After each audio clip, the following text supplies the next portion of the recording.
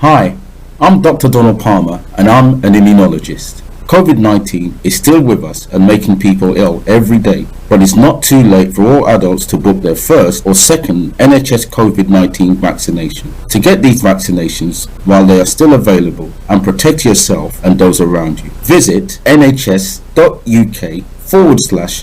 vaccination or call 119.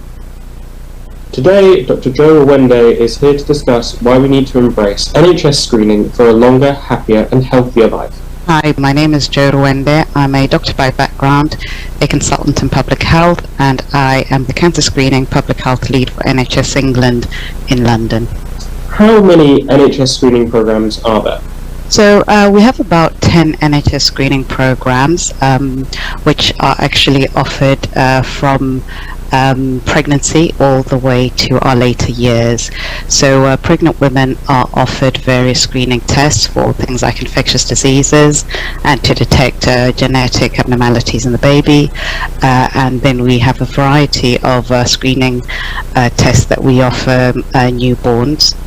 Including things like testing their hearing, checking if their hips are okay, and checking for other genetic disorders. And then in later life, we start offering people with diabetes an annual eye screening test every year from the age of 12. And we offer men a screening test called an abdominal aortic aneurysm screening test in the year that they turn 65, and all adults are offered cancer screening as well. So we offer the cervical screening program to women between 25 and 64. We offer bowel cancer screening to men and women aged between 56 and 74, and we offer breast screening to women from the age of 50 up to the time that they turn 71. How can we prevent cervical cancer? So cervical cancer is one of the cancers that we can totally eliminate.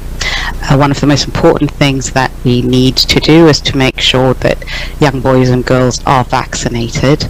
The vaccination is offered to year 8 and it remains free up until the age of 25. And the benefit of the HPV vaccination is that not only does it prevent cervical cancers, but it can also prevent certain mouth and throat cancers. It can also prevent certain types of anal cancers, and it can prevent genital warts. What is the role of cervical screening in preventing cancer? Also very important is taking up the offer for cervical cancer screening. So from the time that you are 25, you'll be offered a cervical cancer screening test, sometimes called a smear test. And if you have HPV, this virus, we check to see if you have any abnormal cervical cells. And if you have those abnormal cervical cells, you'll be offered the opportunity for us to take a closer look and for us to potentially remove those abnormal cells. The combination of HPV vaccine and cervical cancer screening means that we actually have the tools to actually eradicate or eliminate cervical cancer once and for all across the world. Do women know what to expect when going for breast screening?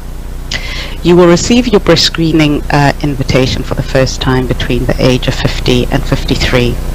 And the breast screening test comprises x-rays of the breast.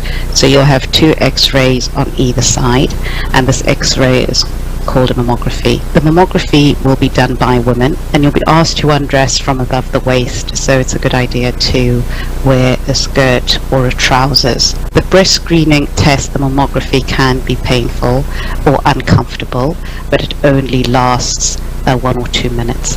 Are some women more likely to get breast cancer than others? So the risk of breast cancer increases with age. 8 out of 10 breast cancers occur in women over 50, so age is the biggest risk factor for developing breast cancer.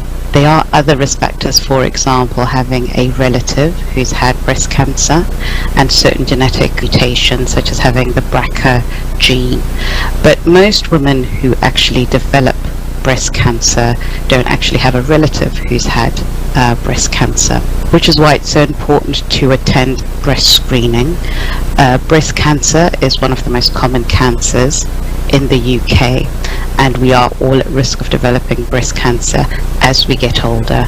So when you are invited for your screening test, you should carefully consider the pros and the cons and consider the benefits of attending screening, because it will allow us to detect that breast cancer early when it is too small to feel or to see, and we can actually treat it early and therefore improve your chances of a good treatment outcome and improve the chances of survival.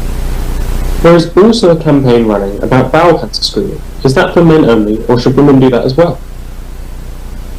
Bowel cancer screening is offered to both men and women from the age of 56 to 74, and you'll be sent a bowel cancer screening test kit called a fit kit that you complete at home. You put a small sample of your poo into a test tube and you send it back to the NHS, and we'll send you back your results within 2 weeks.